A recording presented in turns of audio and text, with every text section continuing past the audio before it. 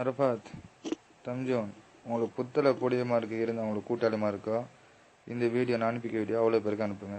ஏன்னா இந்த பொடியை வந்து புழுதுவாசை சேர்ந்த பொடியன், நம்மளோட ஒரு புழுதுவாசை.